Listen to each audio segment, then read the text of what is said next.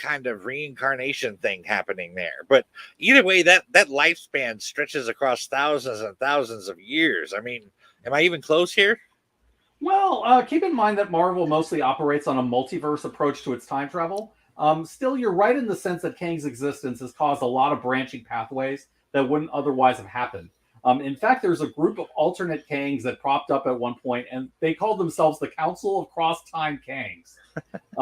But the regular Kang's lifespan probably is much longer than a normal human's. I mean, Immortus was granted longevity by his masters, the Timekeepers. But even before that, I think Kang probably had an extended lifespan because of far future medical technology. And maybe his suit also has a life support system. But to get back to the team, the first big roster shift came when the original founders all left, and you were left with Cap and his kooky quartet. We talked about that in the Cap episode. The new Avengers included characters most people would recognize, Hawkeye, the Scarlet Witch, and Quicksilver. But there was also the book's first big creative team shift as Jack Kirby stepped aside to make way for Don Heck. Those stories were very different, relying more on the conflict within the group and Cap finding ways to improve their teamwork. Their teamwork was usually essential to winning their encounters, and I think it shows how essential Cap is to the functioning of the Avengers.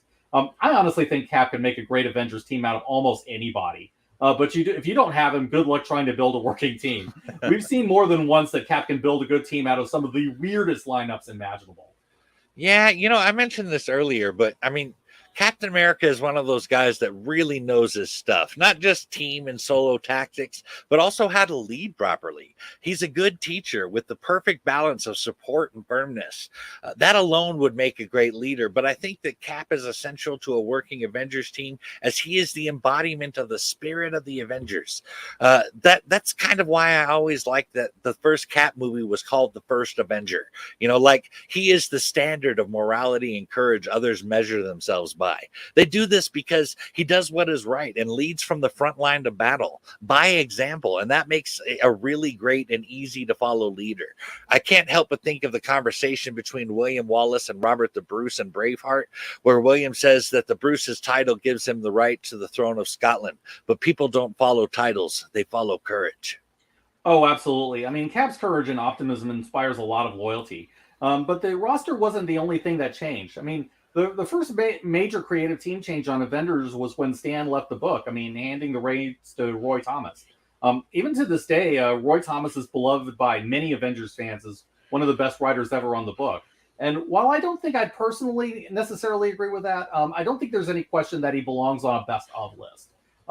He brought several memorable Avengers onto the team, including Hercules, the Black Panther, the Black Widow. He created the Vision, who is one of the huge mainstay characters and a key member of the group. And he created Dane Whitman, the third Black Knight, and the nephew of the second one. He did some interesting things with those characters, too.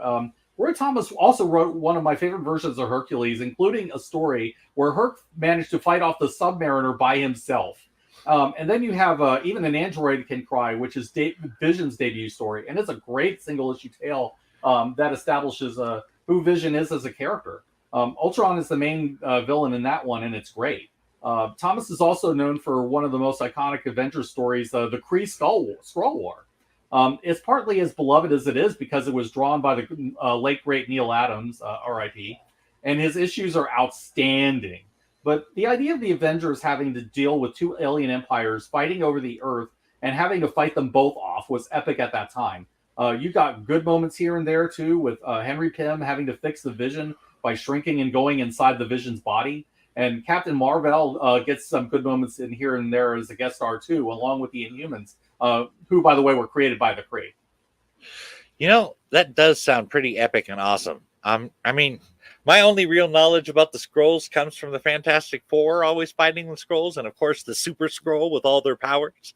I learned a bit more about them during the Secret Invasion, but I must admit to not knowing much beyond the animated shows. As far as the Kree goes, I learned most of what I know from the Captain Marvel movie, but I mean, I gotta imagine the initial intro to all that in a big old event must have been really sweet. Oh, that it was. I mean, the Avengers were stupidly lucky in terms of the writers that they had in their early years. I mean, after Roy Thomas finished his run, he was replaced by another legendary Avengers writer, Steve Englehart. We talked a bit about Englehart in our discussion of Cap, since Englehart also wrote that book around the same time as his Cap run. And that stuff's tied in briefly too, because Cap took a leave of absence from the Avengers during his time as Nomad. I'll admit that I have not read the entire run on Avengers by Englehart, though I have read some of it. Englehart makes a very early splash with one story I am familiar with, though, and that is the Avengers Defenders War. Now, I admit I love the classic Defenders. I mean, you have four of the most powerful and the most unstable heroes at Marvel, and they're a team in spite of themselves. And that includes Doctor Strange, the Hulk, Namor the Submariner, and the Silver Surfer. And because of the manipulations of Loki, the Avengers had to fight those guys. The story itself does follow what is now a pretty standard format, but back then it had the virtue of not having been done that often. All in all, it's not too bad, and you get some fun stuff with the Black Knight, the Valkyrie, and others along the way. Now, I think what most people remember about Englehart is mainly two things. The first is Mantis, who most people would know from the Guardians of the Galaxy films. Forget that version. She has nothing to do with the comic book Mantis at all. The Englehart version is a lot more badass. She is a master martial artist from Vietnam who studied unarmed combat from a secret order of Cree warrior monks called the Priests of Pama. Her father was a member of the Zodiac, the criminal Zodiac, named Libra, who was a blind Pama master named Gustav Brandt.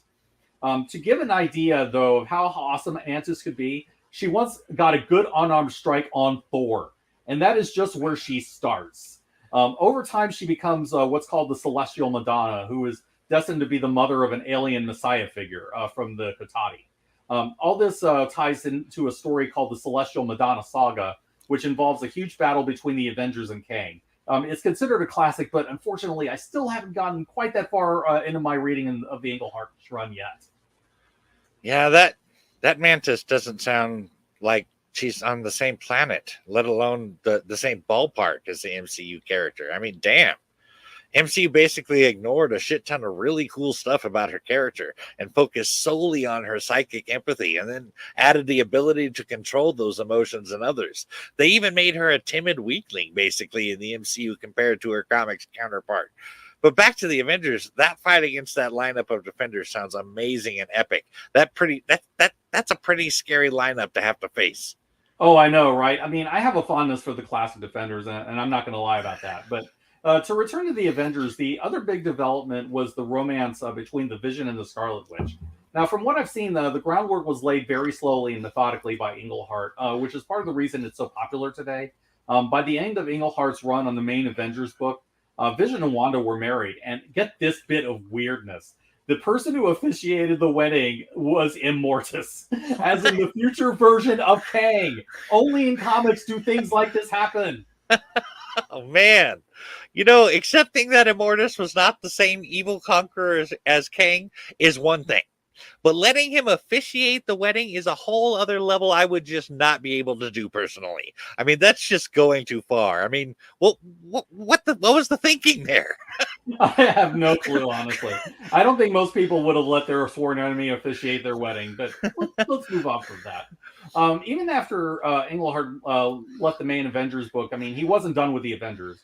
He came back later to take over the West Coast team, which is when I discovered them. And he also did a mini with the Vision and the Scarlet Witch. But we'll get into those things in a little bit.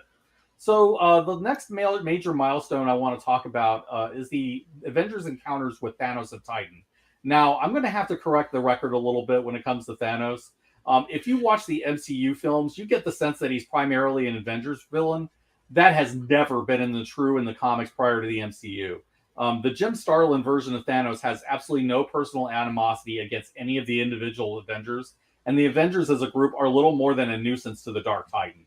Thanos only has a few real personal enemies, including his father Mentor and his brother Eros back on Titan, Captain Marvel, Adam Warlock, and the Silver Surfer. All of them are cosmic level beings who have earned the Mad Titan's attention for some reason or another. The Avengers were usually just along for the ride when they faced Thanos at all. They usually were supporting characters to Marvel or Warlock as part of their stories. So I do not consider Thanos to be an Avengers villain, at least not the true Thanos as written by Jim Starlin in the comics. Their battles are incidental at best. The Avengers have faced that version of Thanos twice back in the Bronze Age now. The first time, Thanos had taken a hold of a cosmic cube and briefly became a god. Now, even there, Thanos didn't really care much about the Avengers, except to the extent that they were involved, that they were there. The real enemy there was Marv, and for a very good reason. Marvel's cosmic awareness discovered Thanos' weakness. So Marv shattered the seemingly powerless cosmic cube, which he realized was Thanos' power source, and Thanos lost all the powers he gained from the cube. And then he was trapped in deep space in the center of the universe. Now, Thanos got out of that situation, and then he embarked on another plan in a story called The Final Threat.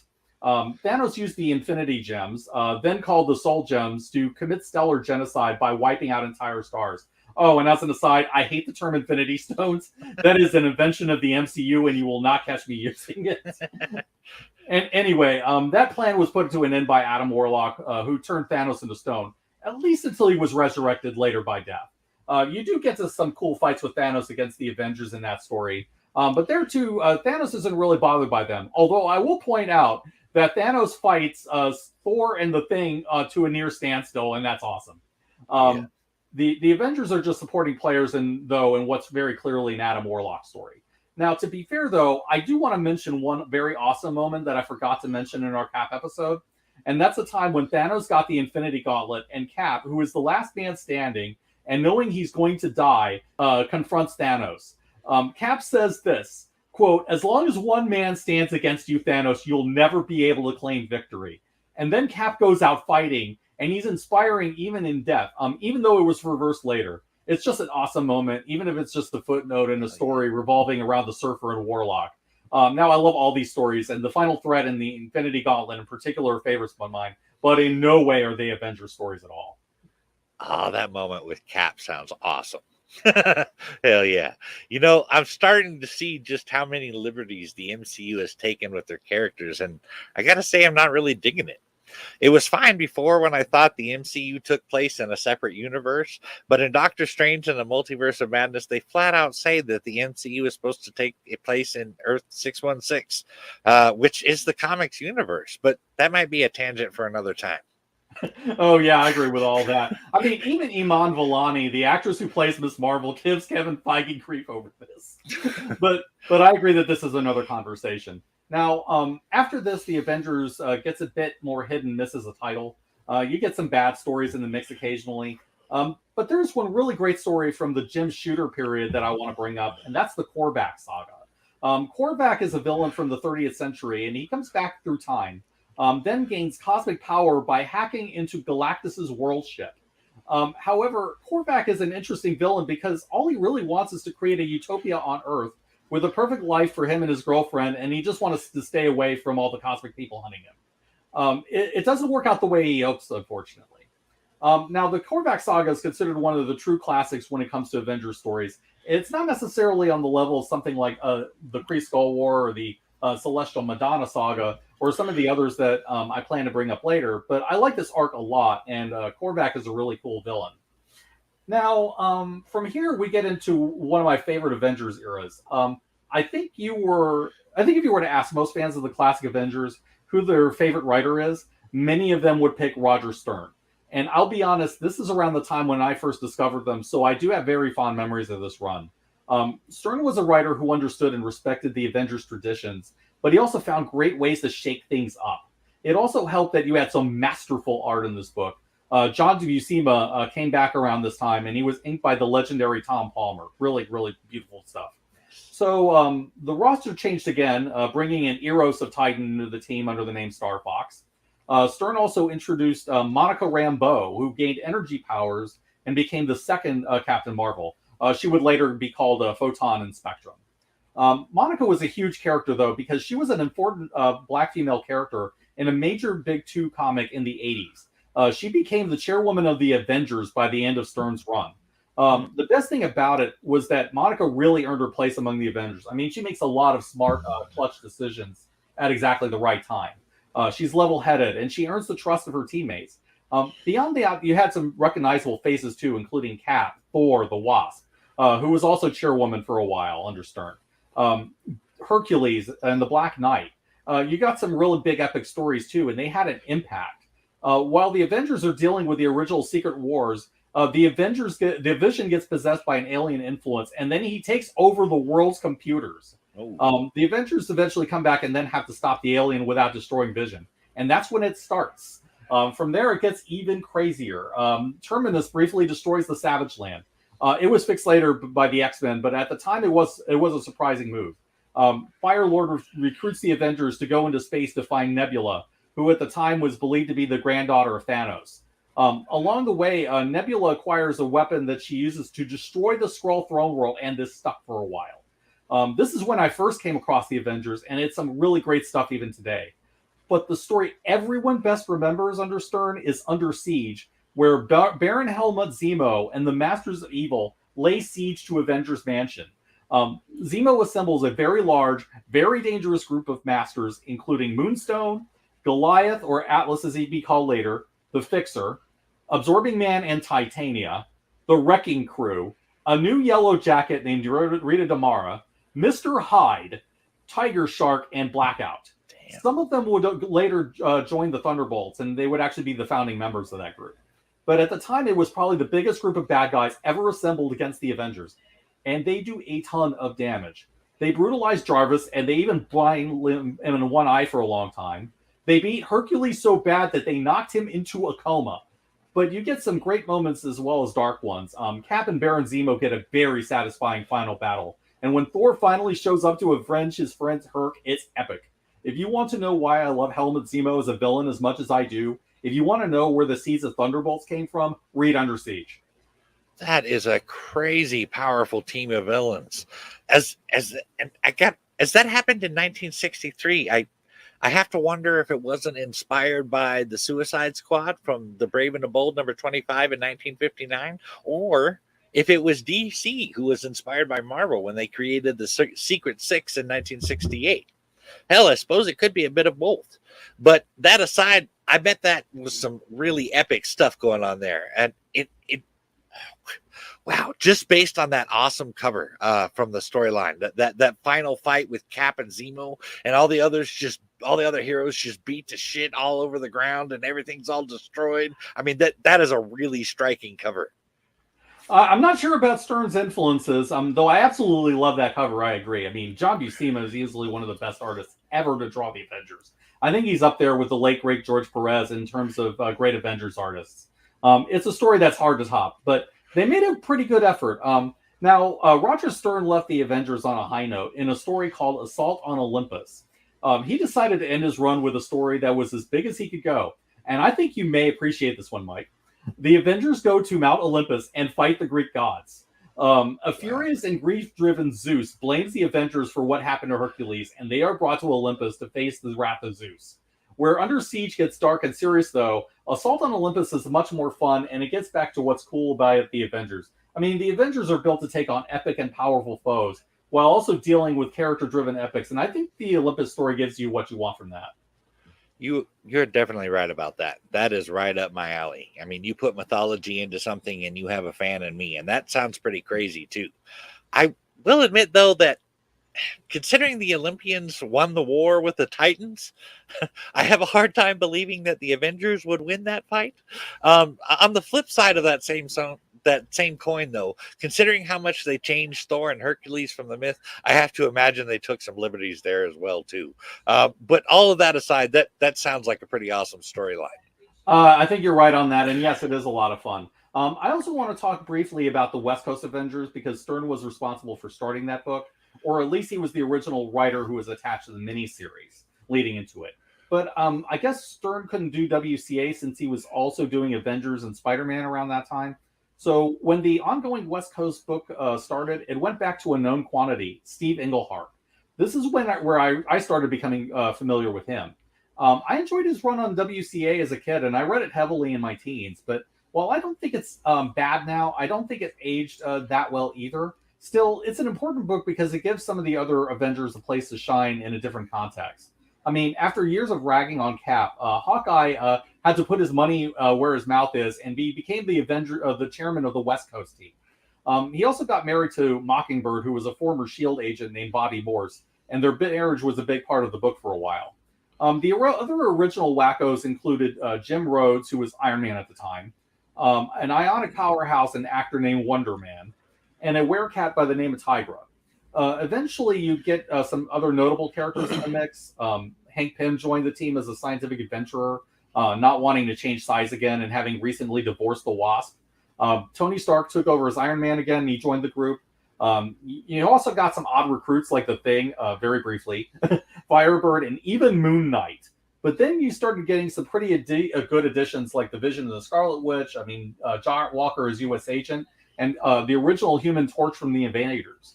The book gradually went off the rails after Englehart left, unfortunately. I mean, John Byrne came in and his run was a bit mixed. I wasn't a fan of what he did with Vision and Wanda, for instance. But you got some fun stuff like the Great Lakes Avengers out of that run, too. I have fond memories of the WCA, but when it finally ended, I can't say the book had to run its course. I'm kind of curious. What did Byrne do with Vision and Wanda that you didn't like? Oh boy. I'll preface it by saying this. For all his flaws, John Byrne is a writer-artist that I respect a great deal, even when I disagree with him. When he's on fire, he is great. But he also tends to be self-indulgent and a bit too anal when it comes to realism and detail, and he loves hitting the retcon button way too much. You kind of get both the good and the bad flavors on Byrne on his WCA run. Now, Byrne never liked the idea of Vision and Wanda being together, mainly on the basis that he saw Vision as a soulless robot, which, by the way, he's not. Vision is a synthezoid. He's more like an artificial human in the way that a replicant is, even though that's not 100% accurate. Now, that whole interpretation destroyed decades of characterization. He didn't think Vision and Wanda should have had kids, and so he set out to correct everything that Englehart had set up. So Byrne basically had the Vision dismantled, wiped away his entire personality, and had him act more robotic. Then he decided to have Wanda's kids magically fade away and split up Vision and Wanda. This set up a romance between Wanda and Wonder Man. Now, in fairness, I think Byrne had a point with that bit. Vision's brain patterns were based on Wonder Man's. So, I mean, it makes sense that they'd have the same taste in women. Other writers have made that idea work, Busiek in addition to other people. But the way that everything was cleared away is hated by a lot of Vision fans, especially Vision and Wanda shippers. Byrne was also the one who set the precedent for Dark Wanda with all the Mephisto stuff at the end of his run. Byrne's self-indulgence, I think, comes into play here, too, because he has a weird fixation with turning these powerful Marvel heroines into villains. He did it with Dark Phoenix, which was great, and he did it with the Invisible Woman with the Malice storyline. Now, granted, he's ripping himself off here, but I think Byrne wore out the welcome of that trope when he used it on Wanda. Later writers spent years in undoing all this stuff, especially Kurt Busiek, but I'll get into that a bit later on. Wow. I can see why you had an issue with it. You know, it is astounding how many times the Measure of the Man episode from Star Trek The Next Generation comes up in science fiction discussions. And it sounds like Byrne. Yeah. And it sounds like Byrne maybe could have used a viewing of that right before writing Vision, because he didn't understand that measure at all. I think you're right about wearing out his welcome with turning Wanda into a villain, too. I love the Dark Phoenix storyline. I mean, it was captivating. And I also love seeing the dark side of Sue Richards with Malice. I mean, she did cruel things with her powers that I hadn't even thought of before. Granted, my experience with both of these is from the animated shows of the X-Men and the Fantastic Four, but still, I am noticing something here that I had not before, and that is Brian Michael Bendis apparently picked up his Evil Wanda storyline from Byrne. So I'm seeing a link in your dislikes here. Yes, you're absolutely right on all that. Bendis took what Byrne did and ramped it up to 11. It was doubling down on a bad take that had previously been cleared away before he took over. I also agree with you on Dark Phoenix and Malice. I mean, I think Byrne handled those stories well, in my view. With Sue particularly, it set up an awesome battle between her and Psycho Man and Fantastic Four, cementing her as the Invisible Woman we know today. But I never felt that we got that kind of arc with Wanda, and it wasn't done nearly as well. Anyway, though, the 90s got pretty weird for the Avengers. The X-Men became the top-selling book in the world, and the Avengers were kind of lost in the shuffle. So they brought in Bob Harrows, who at the time was the editor of the X-Men books, and an artist named Steve Epting. Epting was nowhere near the artist he is today, or even back when he did Captain America, but he did some really strong work on the book. But I think the book visually was best known for the 90s visual elements. Everybody was wearing leather jackets, and the Black Knight was using a lightsaber instead of his magical ebony blade. But I will say that in the Harris run's favor, that the lineup was interesting. Black Knight, Hercules, Crystal of the Inhumans, Circe of the Eternals, Black Widow, and the Vision were the main group. Though others did come in and out of the team. Those are some pretty interesting characters, and I will admit that Circe, in particular, is a favorite of mine. At the same time, I don't think Harris quite got the Avengers. I think the idea was to give them book more of an edge and to make them more like the X-Men were in tone, but that's just not who the Avengers really are, and the team's sense of identity suffered for it a bit. So after a while, people got tired of 90s style comics trends, and the stories gradually lost direction. Harris eventually left as well, and that led into an event called The Crossing, which is generally considered one of the worst Avengers stories ever. It's so despised that it was later retconned out of existence and never referred to again. It was also so bad that they called The Crossing by giving the Avengers to Rob Liefeld and Jim Lee for a year, and that became Heroes Reborn. I haven't read a whole lot of that myself, though, so I can't really comment on details, but if your story is so hated that it led to the characters being out of play for an entire year and the story was buried for decades, you've done something wrong. I gotta agree with you there. As a quick side note, though, I have to ask: is Circe from the Eternals the same Circe from the Odyssey? Yes. She's the one that turned Odysseus' crew into pigs and all that. Yeah, that's been brought up. Ah, I see why she's a favorite of yours then. Yep, absolutely. So I haven't read either The Crossing or Heroes Reborn because I have heard zero good things about both of them. And after hearing that, my opinion is even more cemented now.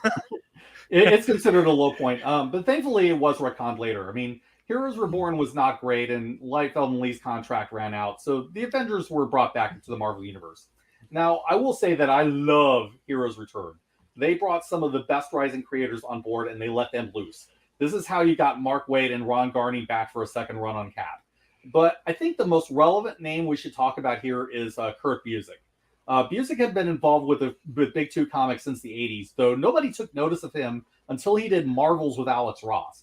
Then he started grabbing attention with books like Untold Tales of Spider-Man. But Kurt Busiek was a fan of the Avengers since the 70s, and he was strongly influenced by the Steve Englehart run.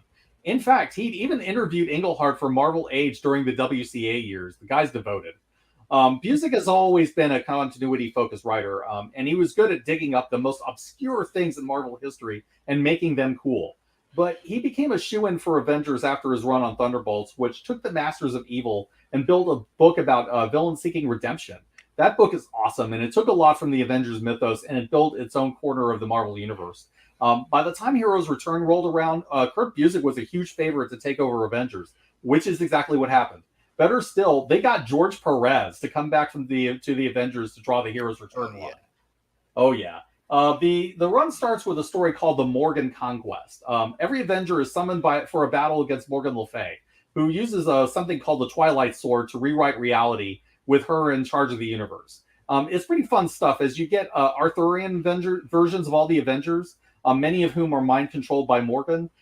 Cap and a few other holdouts team up to stop Morgan. Hilarity ensues, and then after Morgan is defeated, the world returns to normal. It's a pretty solid start to the Busiek-Perez run and sets the tone of the book well.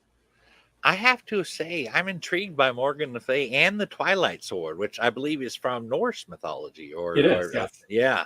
I'm not sure how I feel about Arthurian Avengers, but all in all, that does sound like a fun story. Yeah, it's a brief alternate reality story, but the motif is interesting, and it did what it was meant to do. It set up the new team.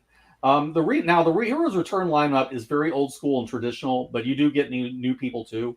The main additions are Justice and Firestar, two of the original New Warriors who graduated to Avenger status. At this point, they're in a long-term relationship, and I admit I love their romance, and I love them together. Justice is a telekinetic and the younger version of Vance Astro of the original Guardians of the Galaxy. Firestar you probably know from Spider-Man and His Amazing Friends. But their attitudes bring a good grounded viewpoint to the team. Vance is the kid who's living the dream, and he's struggling to live up to these legends. And Firestar is the reluctant heroine who ends up being inspired by the other Avengers in spite of her own reluctance. Carol Danvers also came back under the name Warbird And while I liked what Busiek tried to do, I think there were mixed results with her. But the starting lineup is really good between Justice, Firestar, Cap, Thor, Wanda, Hawkeye, Warbird, and a newly resurrected Wonder Man. Don't ask. I'm not going to say that Busiek is a better Avengers writer than somebody like a Roger Stern, but I do think he's the best writer since Stern. And I think that Kurt understands the Avengers better than anyone I've seen on the book in the modern age.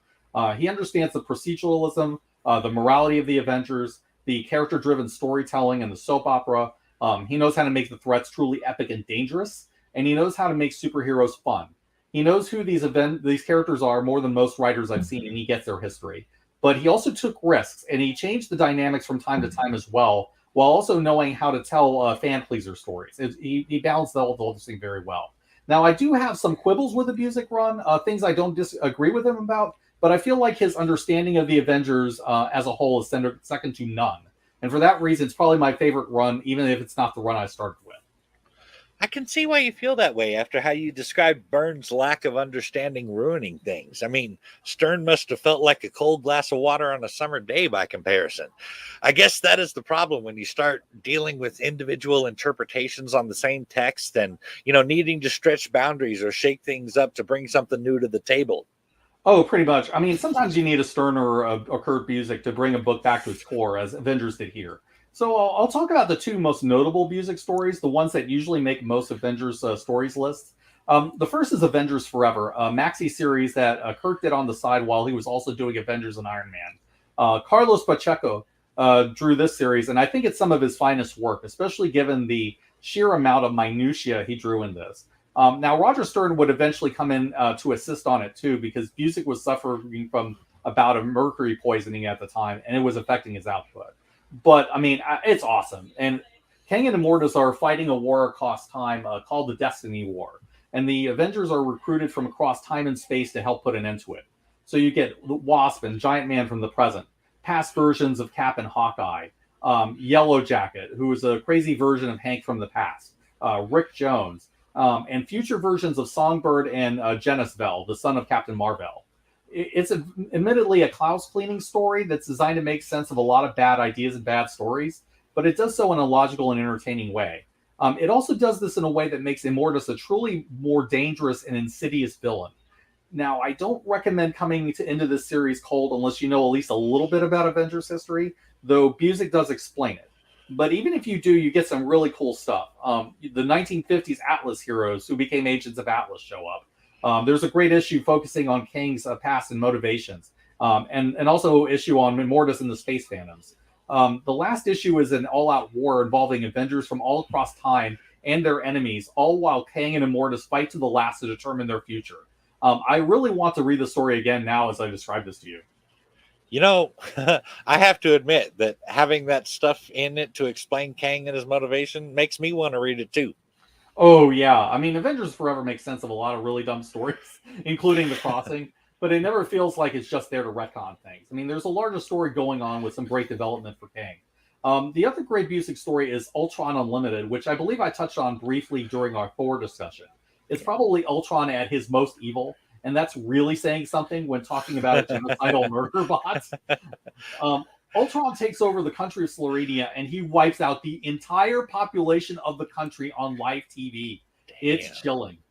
And then he kidnaps various people that comprise his extended family, mainly the Pyms, the Vision, Wonder Man, and his brother, the villain, the Scream Reaper.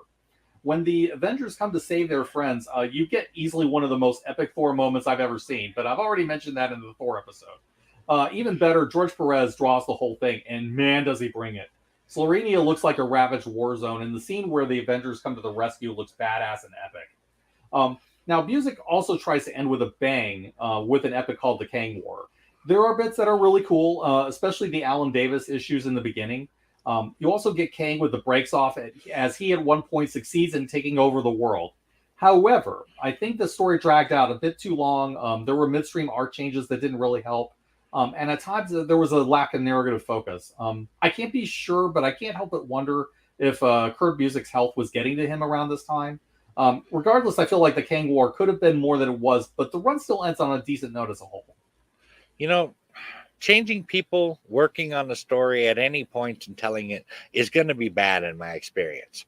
Granted, these are movies, but I would give examples of Suicide Squad and Justice League if you want examples of how crappy that can go.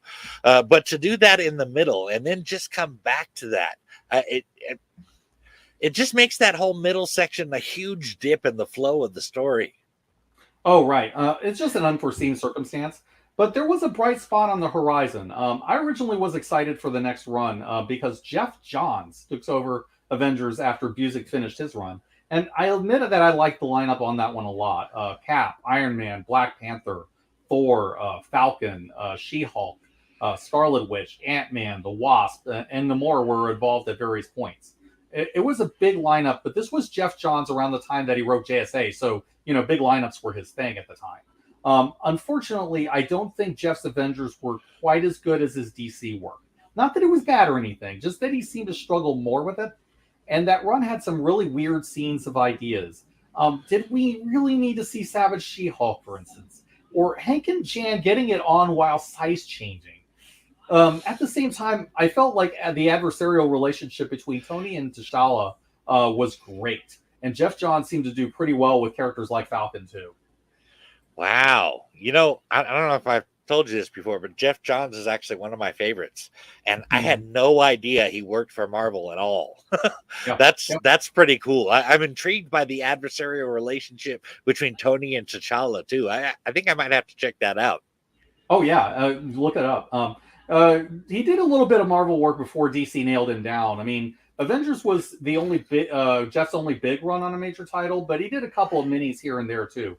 But then Jeff Johns left Avengers and he took his exclusive contract with DC, so that was pretty much it. But it gives you an idea of what his Marvel work is like.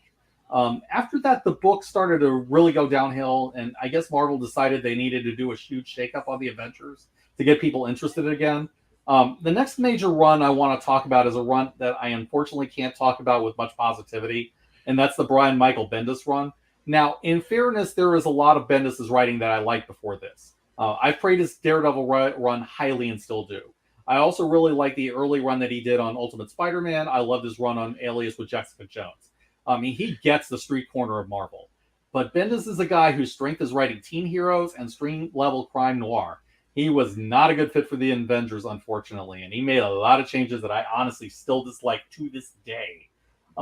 Now, Avengers Disassembled, where he started, is very much the kind of drastic clearing away of the old that tends to lose me from the jump, and it comes across as disrespectful to the fans who were reading it before. People who had been major characters since the Jeff Johns run, like Jack of Hearts and Scott Lang, were casually killed off to make room for the new. Avengers Mansion is just blown up, which works as a shock moment, but it feels more like the story brushing aside something the writer didn't want to deal with. So between all that, I'm already not coming into this run with a lot of goodwill. But I think the treatment of Wanda bothered me the most. Bendis essentially ignored everything that Kurt Busiek established with the Scarlet Witch, including the nature and existence of chaos magic. Between the story and the House of M, I mean, Bendis turned her into a villain and a mad woman with reality warping powers. I don't feel like she should be. Her power is probability manipulation, which is a lot more interesting. The chaos magic, at very least, explains how Wanda sometimes does things that are impossible and not just merely improbable. Disassemble tries to hand-wave chaos magic away, except that Doctor Strange should know it exists, and no less than Agatha Harkness taught the chaos magic to her. So that doesn't make any sense to me. I'm also not a fan of the heel turn. I mean, Wanda showed no signs of instability until Burn, which later writers would often ignore, and Busiek full-on retconned. Wanda could be troubled, sure, and she struggled with her family problems and the loss of her kids, sure, but she was in a place of acceptance by the time of Busiek's run. She was even stable enough that she was voted in as deputy chairman during the Busiek run, and she did a credible job at that role. So I don't buy her suddenly losing it the way she did, and this move just disconnected me from the character because I can't reconcile any of it with who Wanda was before that. And then towards the end of his run, Busiek retconned Wanda's parentage so that she isn't even a mutant, and Magneto isn't her father, which takes away a huge part of her character and background.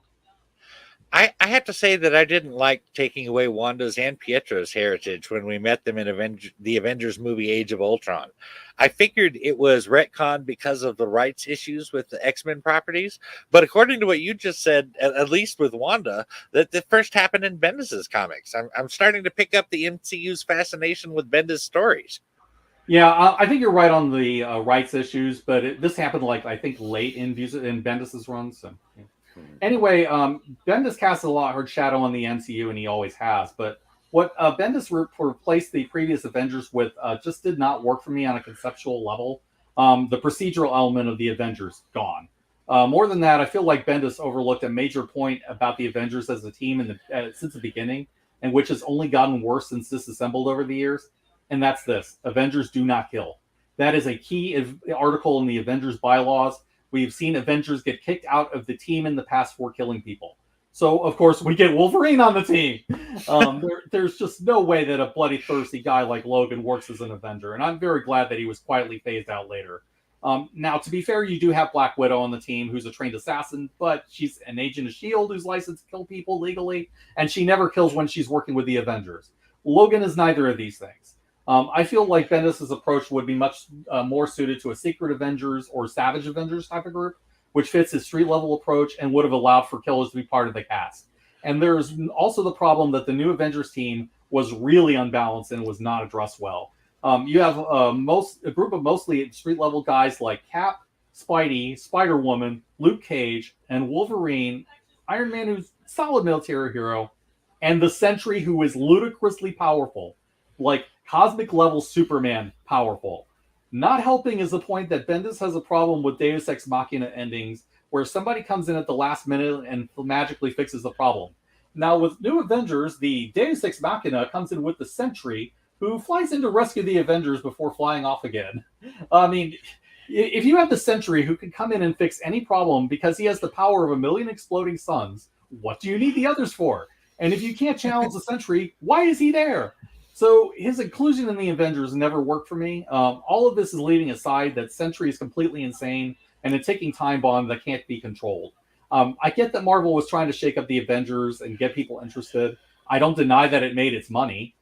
Certain elements that didn't work at first were admittedly improved over time.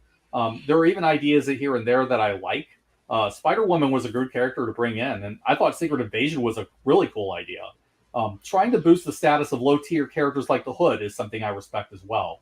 But as a fan, I feel like they moved too far away from what the Avengers is supposed to be at its core. And at least in some respects, I still don't think the Avengers have recovered from the Bendis era, especially given how much of it was adapted in the MCU. I'm looking at you, WandaVision and Multiverse of Madness. The new Avengers stuff is where I jumped on after my long hiatus from comics. It was the one jumping on point that I could find without having to read a million back issues. Finding a good place to jump onto an ongoing continuity is not easy, and for that reason I liked it.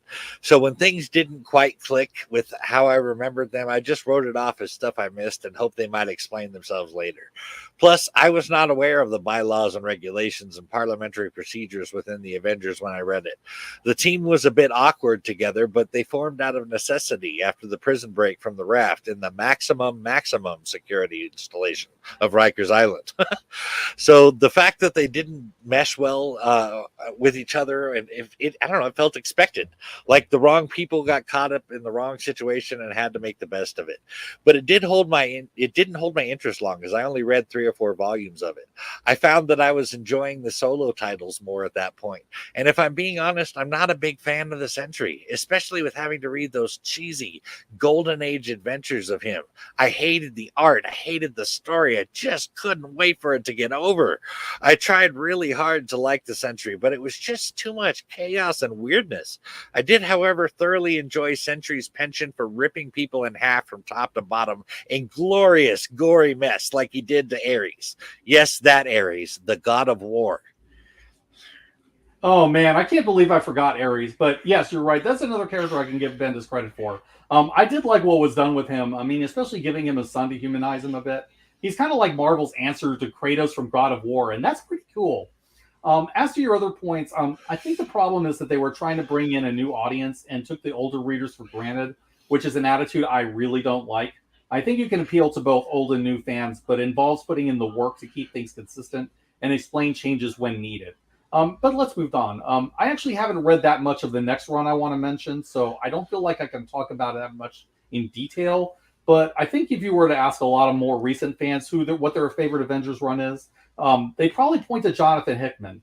I honestly don't feel like I can, and that's because his work just doesn't speak to me. I mean, don't get me wrong, it's not my intention to bash him. I think he's a talented writer.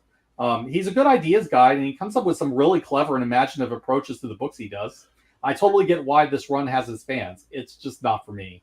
I just feel like Hickman's writing just tends to be more slowly paced than I prefer. I can't emotionally connect to the characters that he writes. I tried the first couple of issues of his Avengers. I just couldn't stick with it. His writing just leaves me cold. Sometimes that happens. I mean, sometimes there's just not a connection and it's nobody's fault. Still, I think I could talk a little about what Hickman has done that stuck. He created the Black Order, which are Thanos' minions that we saw in the Infinity War film. Those characters had enough staying power, and it makes sense for Thanos to have death cultists who are true believers in his cause. He also gave us the second Secret Wars storyline, which his Avengers run led into. Now, while I think Secret Wars has some problems, I mean, especially the God Doom versus Thanos scene, I hate it. There's more good than bad in it. I think the idea of God Doom ruling over the dying embers of the multiverse is a really awesome premise. And I enjoyed the FF side of it and some of the tie-ins that we saw. So from what I gather, though, Hickman handled the setup to that well in his Avengers stories. It seems like the God Doom thing might happen a lot. I remember in the Marvel's Ultimate Alliance game that Doom stole Odin's power and became a god for a time. Also, as a side note, I love those games and the X-Men Legends games that were a lot like them. I liked using Cap. That shield bouncing around the room did a hell of a lot of damage and made rooms full of enemies much easier. But I guess my question is the whole God Doom thing something that has happened several times? Oh, very much so. Now, taking over the world and becoming a god are Doom's typical goals. Now, as an aside, I also really enjoyed Marvel Ultimate Alliance games. I mean, I admit, I mainly played as Deadpool because that character is broken, completely Right. broken. But my favorite is Ultimate Alliance 2, which took the Civil War storyline and it told it a bit better. Ultimate Alliance 3 came out recently, but it was very MCU-ified and not that great to me. But 1 and 2 are really solid stuff. But to get back to your God Doom question, I mean, Doom has an impressive success record by the standards of comic villains. He's taken over the world more than once, but he's also very well known for seizing godhood a few times. The first time he did it, he used his technology to steal the power of the Silver Surfer, and the FF had to stop him. The moment when Doom steals the Surfer's powers is one of my favorite Kirby panels. The first time I remember was in the original Secret Wars, where Doom challenged the Beyonder to single combat, and there too, he beat him and became a god. In fact, there's a really crazy moment where Doom actually kills most of the remaining heroes with a bolt of the blue. Doom loses his power and the whole thing's reversed, but that's a moment that stuck with me. It was just a great visual impact. He also makes a play for the Infinity Gauntlet twice, though he fails both times. Now, the second time he comes really close, though. He and Kang come within seconds of gaining ultimate power before their scheming, and the mages ultimately put an end to that idea. But all in all, I put Doom second only to Thanos in terms of their success rate at seizing godhood. Wow, that is an impressive rating, and I feel like I see now why Doom is a favorite of yours. And I gotta admit, I think he might be a new favorite of mine as well. That's great. Doom is awesome, both in terms of his track record and his complexity as a character. He might be worth covering more properly one day. But to finish things off, I'll just mention one last Avengers run I really enjoyed. The Avengers run that I stuck with the most post-Bendis was the Al Ewing run. Ewing today is probably best known for his Immortal Hulk run, and that probably is his best work to date. But he told some pretty good Avengers stories over the course of a number of spin-off books. He started a rebooted run of New Avengers with Luke Cage leading a team, but Ewing's strength is taking a lot of really lower-tier Avengers characters and building a good cast out of them. He really made me like the new White Tiger, Ava Ayala, who was kind of like the darker character of the group. I ended up especially loving Ewing's version of the Blue Marvel, who is essentially a Superman slash Doc Savage type character from the 60s who was forced into retirement because of his race. He did a decent job with Monica Rambeau after she'd been tossed aside for years. Ewing went out of his way to take characters that were dismissed like that and make them all vital members of his cast. The story evolved a lot as Ewing took his Avengers from book to book, and they all ended, unfortunately, ending with the Avengers trying to reform a splinter cell of AIM under the leadership of Sunspot. You had good attention to continuity and character, some reinventions of overlooked heroes, and crazy new ideas all thrown in a blender.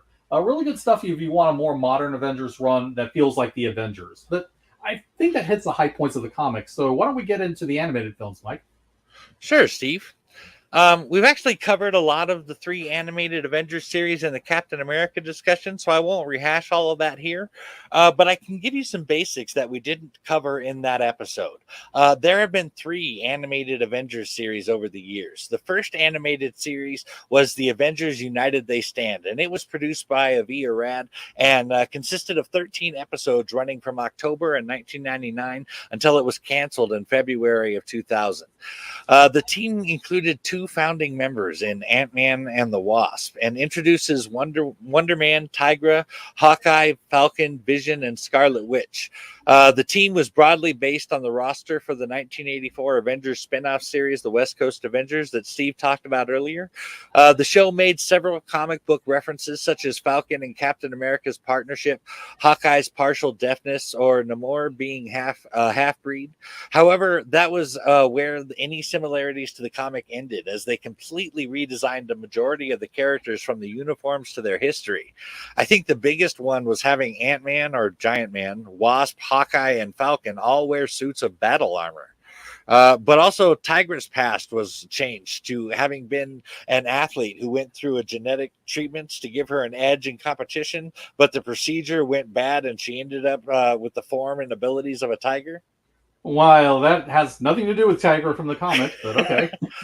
Now, United We Stand was a little odd, and I admit I've only watched bits of it. I really didn't get the decision to put Avengers in battle armor, especially since comic accurate costumes work really well in animation usually. The lineup was solid, but I do wonder why the big 3 weren't a huge part of the show. I mean, I can't help but wonder if it was a rights issue. The Masters of Evil episode that we discussed previously, I think it was the Cap episode, wasn't too bad though. Since United They Stand came out in 1999, I think you might have hit the nail on the head there as far as why Thor, Cap, and Iron Man weren't there. I don't know for certain, obviously, but with all of Marvel's rights to their character issues that they had from almost going bankrupt being a problem back then, I don't doubt that at all. The second Avengers show, and this one is my favorite for the record, was the Avengers Earth's Mightiest Heroes, which debuted on Disney XD and online in the fall of 2010. The series started out with a 20-part microseries of ridiculously short episodes that were later broadcast as 5 television episodes. Imagine that. 20 episodes shrunk down to 5. That's how short they were. In the second season, it was one of the inaugural shows of the Marvel Universe's programming block along Ultimate Spider-Man. The Avengers Earth's Mightiest Heroes original team was based on the roster for the original Avengers, composed of Iron Man, Giant Man, Hulk, Thor, and Wasp. The team's later joined by Captain America, Black Panther, and Hawkeye in the first season, and Miss Marvel and Vision in the second season. The stories in the series were all interconnected and told an overall larger story through a series of smaller stories, and I freaking love that.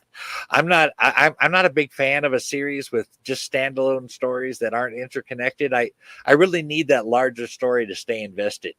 But throughout the show, the Avengers battle some big names as far as supervillains go, like Baron Zemo, the Leader, Kang the Conqueror, Ultron, Loki, Enchantress, as well as the criminal organizations of Hydra and AIM. They also battled Doctor Doom, Thunderbolt Ross, and the Red Skull, as well as alien threats such as the Skrulls, the Kree, and Galactus. This grand scale and so many big baddies also made it feel a lot more like reading the comic. In fact, even the stories themselves, while deriving from multiple sources, including the comics and the MCU, were reminiscent of the old Silver Age comics by Stan Lee and Jack Kirby. The series also had a crap ton of guest stars, including Spider-Man, Wolverine, Scott Lang, and his daughter Cassandra, Heroes for Hire, Crossfire, the Guardians of the Galaxy, Quake, Beta Ray Bill, the Falcon, and the Winter Soldier. Huh. I keep hearing that Earth's Mightiest Hero was a really good show, but I still haven't seen much of it. I mean, it's a shame that show only lasted for a couple seasons, because it seems like it had enough going for it that it should have gone longer. Everything you described, it sounds like it was done right to me. I mean, the cast is really great. I really can't argue with that roster of villains. I mean, Doctor Doom is my all-time favorite villain, so I'm never not going to be down for an episode of Doom being down on the Avengers. It does seem like it took some elements from the MCU, but not so much that it dilutes the core of what made the Avengers work as a series. I really should find some time to sit down and watch that one day. While I do not have the deep history with the Avengers that you do, I have to compare it with. I have a hard time believing that you wouldn't love it too. But let's get into the next animated series, The Avengers, Earth's Mightiest Heroes, one of the best animated comic series, period, was replaced by an inferior show, in my opinion. It was not bad, but after loving its predecessor so much, Avengers Assembles felt like a step down writing-wise.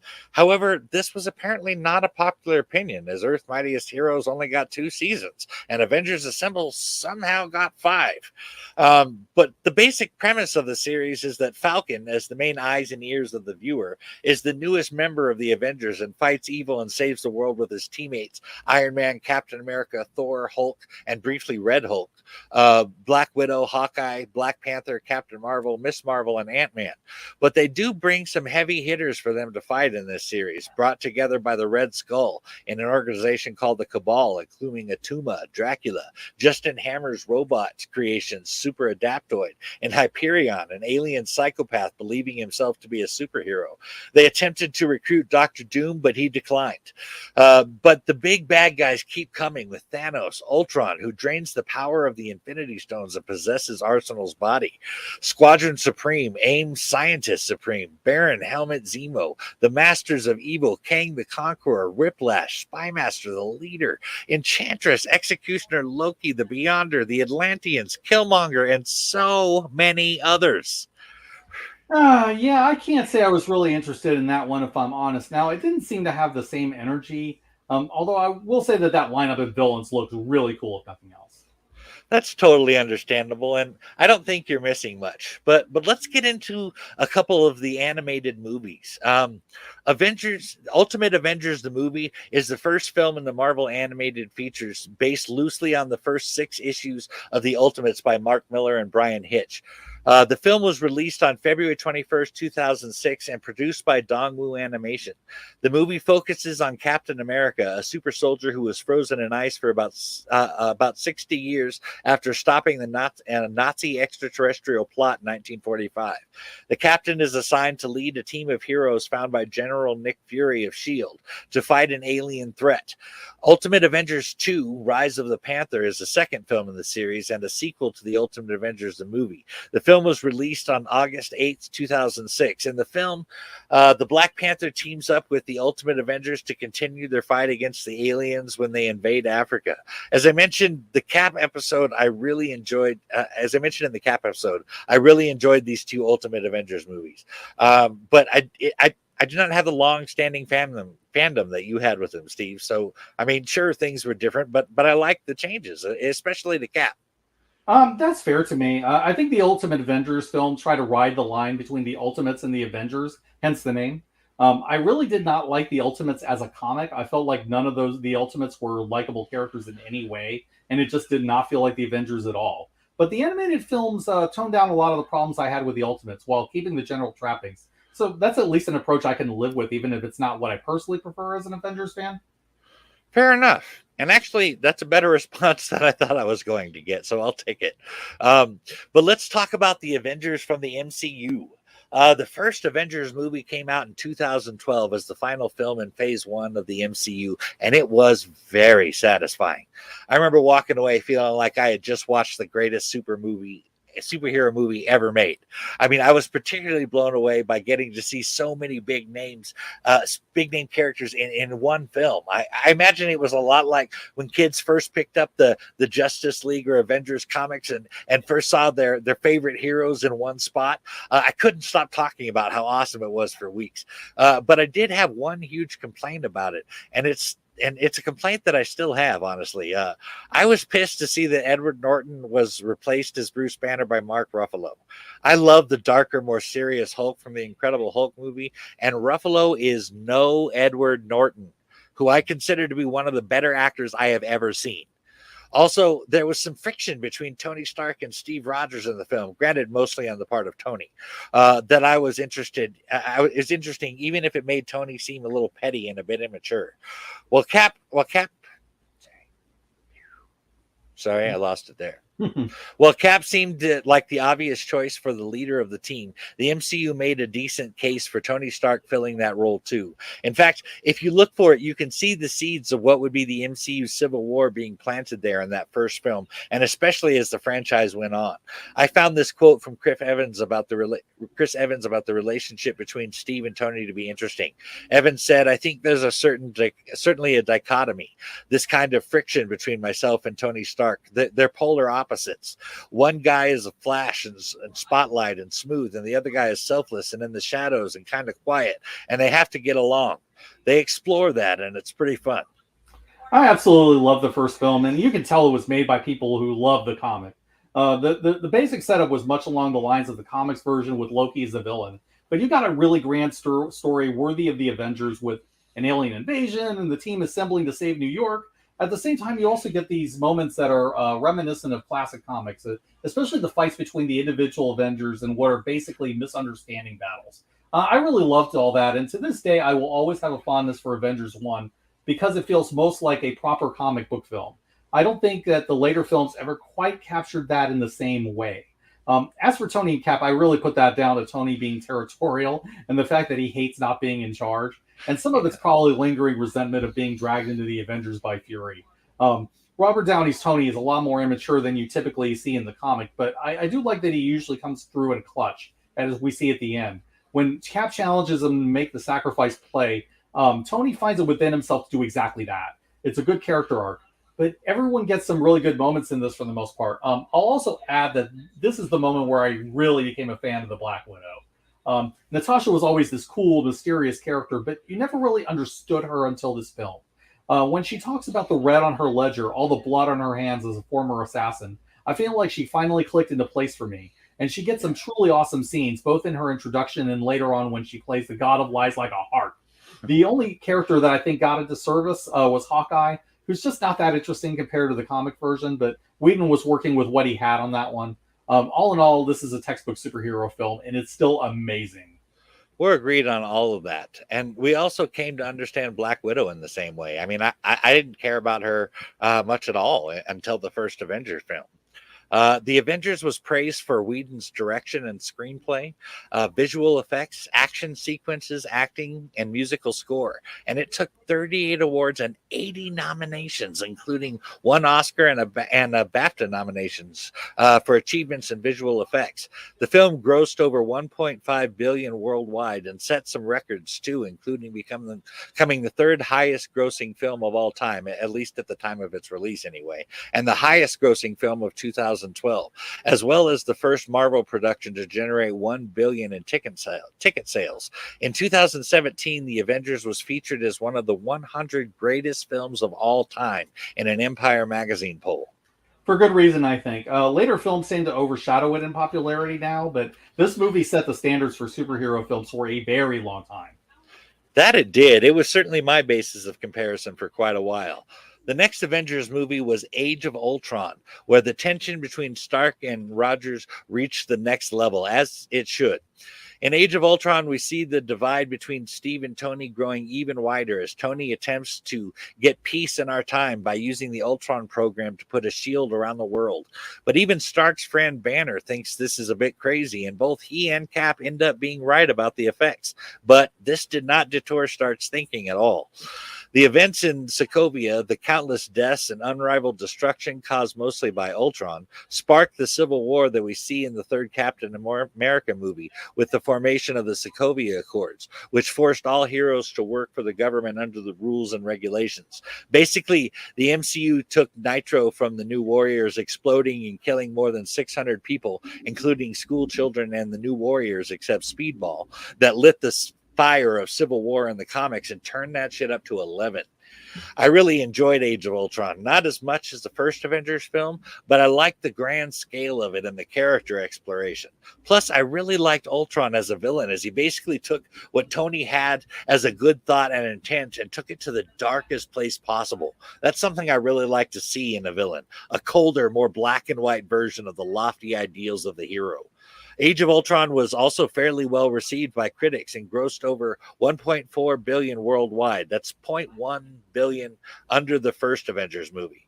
It became the fourth highest grossing film of 2015 and the fifth highest grossing film of all time, again, at the time when it came out. Yeah, although I personally love it, I consider Age of Ultron to be something of a flawed gem. I will admit that this movie has its problems. I mean, I did not like the Banner and Natasha romance, and it creates a number of problems within the narrative. There's no chemistry. The relationship feels totally forced. The romance arc even ends up opening up plot holes, such as why Ultron kidnaps Natasha in the first place, and why he doesn't kill her when he has no reason to keep her alive. This only happens because the movie needs Banner to come to the rescue, and it doesn't work. I didn't like Quicksilver stuff. I thought it was a waste. Also, I don't buy Cap not being worthy of Thor's hammer, while Vision somehow is, but that's a small point. The only reason I really accept Vision lifting the hammer at all is because Vision is an artificial being and probably sidestepped Mjolnir's worthiness clause. I agree. I agree about Banner and Romanoff. You know, that did feel forced as hell, and I really hated it. It also contradicted what Bruce said, or at least implied in the first Avengers movie. At the end of the Incredible Hulk, it is suggested that Bruce was gaining some measure of control over the Hulk. And with Banner riding up on his motorcycle, acting like he can change whenever he wants to now because he's always angry, that seemed to imply that there wasn't an issue anymore. But he clearly has less control by the time of Age of Ultron. You're also right about Hawkeye. He is much cooler in the comics than he is in the MCU. It's like they just didn't get him. Also, killing Quicksilver off right away was a big letdown. They tried to make this big dramatic moment out of it too, but it fell flat because he had all of 3 minutes of screen time. As far as Cap and Mjolnir goes, I have to wonder if it was not doubt rather than lack of confidence on the part of Cap. He wasn't sure he would be able to lift it, and then when it moved just slightly, he was surprised, as was Thor, who sat up in his seat right away. However, in Avengers Endgame, there is zero doubt or question in Cap's mind. He knows he can summon Mjolnir, and he calls it to him confidently. You know, I can accept that explanation. I mean, it could be that to be worthy, you need to believe you are. Still, there are a lot more things that I love about Age of Ultron, despite its problems. I mean, I feel like the Age of Ultron did its best to up the ante in terms of its threat, in terms of the emotional scales, in terms of visual effects, and just about every way you could try to elevate a film as a sequel. The battle between Hulk and Iron Man in the Hulkbuster suit is outstanding. The Cap-Tony relationship really ratchets it up, and you get some great lines out of it. Like this one I really love. Quote, "He's in charge. I just pay for everything, design everything, and make everyone look cooler." That's just hilarious. The new additions to the team have their moments, and the Avengers assembling against Ultron is an awesome moment. So I can put aside my problems with the film and still love Age of Ultron for what it is. The movie does a great job of building goodwill and giving you those cool fan pleaser moments, even when it makes mistakes like that. That was a great line by Tony, and things definitely step up a notch in the tension between Cap and Tony. All in all, though, I think I agree with your assessment of Age of Ultron. That leaves just two more Avengers films, Infinity War and Endgames, which we'll discuss together for the sake of brevity as we're going on a bit long here. Avengers Infinity War drew its inspiration from Jim Starlin's 1991 comic book, The Infinity Gauntlet, and Jonathan Hickman's 2013 comic Infinity, and I think it was done brilliantly. In fact, while I like Infinity War more, that's a tongue twister. Both it and Endgame reset the standard for just how big and epic an Avengers movie can be. I think this was done particularly well by doing a slow burn build up to it over 11 years, 10 individual franchises, and a solo Hulk film. Doing it this way really made it all so epic, and even with all the characters in it, we knew them and loved them because they had all been so well established before. I think that the MCU phases after 3 have been a step down because they don't have that same grand overarching story with Thanos and the Infinity Stones. Yeah, I agree that Phase 4 has been a letdown for exactly the reasons you point out. Now, it used to be that the tie-ins were about building a larger epic story between the different films, and they all led to a huge battle with Thanos over the Infinity Gauntlet. We definitely saw that with the setup to Infinity War. And with Phase 4, though, all I see is setting up the multiverse and then introducing the younger legacy characters, and that's really about it. I mean, they need a villain who can tie the things together, which someone like Victor Von Doom would be perfect for. I feel like the MCU has lost sight of what worked for them before, and especially what worked with Infinity War. Doctor Doom would be a great villain for that, but with the Fantastic Four franchise starting up again, I have to wonder if he's not being saved for that, as Doom is so tied to Richards. Actually, after our discussion here, I'm thinking that Kang the Conqueror might be a good choice. But either way, we're agreed that Phase 4 really needs to put a big bad to tie it all together.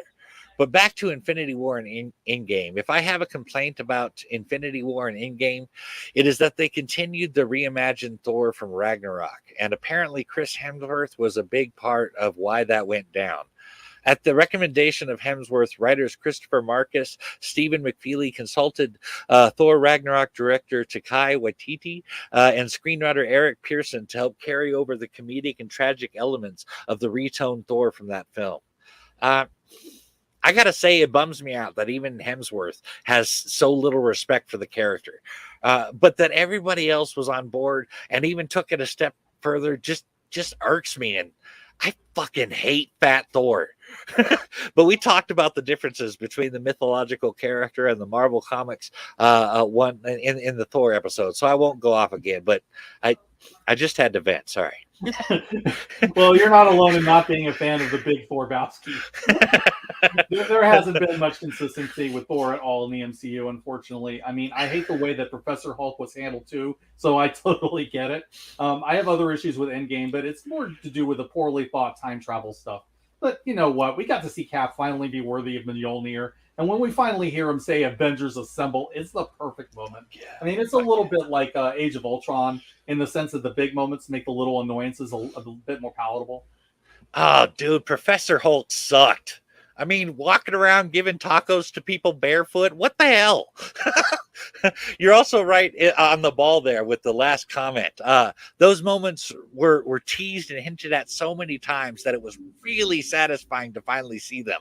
I also agree that moments like those make the worst moments much more forgivable. I really like the way they threw some surprises in there too, particularly as it pertains to the Soul Stone. I was not prepared for Thanos to throw Gamora off that cliff, nor did I expect Natasha to be the one that died between her and Hawkeye. Another moment was when Thanos just straight up whooped Hulk's ass at the beginning of Infinity War. I figured Thanos might win, but Hulk was just outfought in every way. All of those made my mouth drop and my eyes go wide. I also really loved the epic battles with Thanos and, of course, at Wakanda. Those made the theater feel like wide open spaces with its grand scale and wide shots. I also totally felt that moment when Doctor Strange says that the only chance they have to win is if we give them the stone. That scene was dialogue for the most part, and it was still intense. The time travel hijinks and getting to see those events from the previous films from different perspectives was pretty fun too. Oh, those are some really shocking and great moments. I mean, when the Russos are on point, you get some really epic Avengers action. As for Doctor Strange, I love that we find out later that he sacrificed his entire future with Christine so that the world could be saved. Multiverse of Madness is a mixed bag as a film, but it made Strange's decision here more poignant and more tragic in retrospect. But in the end, I think that Infinity War and Endgame did their job so well that they left the franchise with not much left to go creatively. If you want to see Endgame as a jumping off point for the MCU, I mean, that's totally reasonable to me. It's very much a clear and defined ending to the entire story that started with Phase 1. That bit with Strange's sacrifice really did add a whole lot of weight to what he did, and definitely made it more poignant moment. You also bring up a good point with possibly viewing Infinity War and Endgame and I guess Spider-Man Far From Home as well as a jumping off point for the MCU. The MCU has been around for a while now, and I wonder if there's not a generational thing going on with the obvious split between phases 1 through 3 and phase 4. Phase 4 does seem to be all about the younger and oftentimes legacy heroes for the most part, with the phase 1 through 3 characters now assuming the role of the previous generation's heroes, those who started the legacies. Yeah, that's certainly possible. I mean, I think they may be trying to start over with new heroes in the vein of Phase 1. But really, I think a lot of it relates more to business decisions, especially with the old guard not getting any younger. I think Disney may be thinking that they need fresh blood to move the MCU forward, rather than relying on actors who may soon start to age past their roles. Still, I mean, the characters and their stories need to be there, and so far, they haven't really proven they can do that consistently with Phase 4. No, they haven't. And I'm finding that I like less MCU content than I did before when I was taking it all in. Now I find myself picking and choosing among them. But let's talk about how Infinity War and Endgame were received when they came out. The Avengers Infinity War received praise for Brolin's performance, visual effects, action sequences, and emotional weight. The film's visual effects were nominated by the Academy Awards, Critics' Choice Awards, and the British Academy Film Awards. Avengers Endgame received awards from the same people, received numerous awards and nominations as well. And they also got a nomination for special visual effects from the British Academy of Film Awards.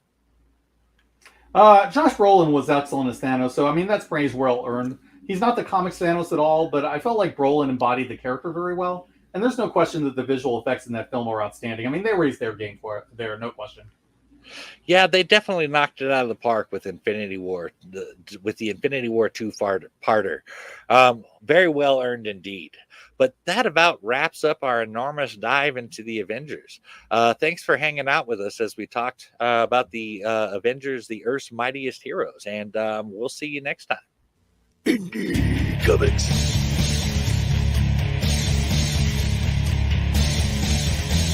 Indie Comics.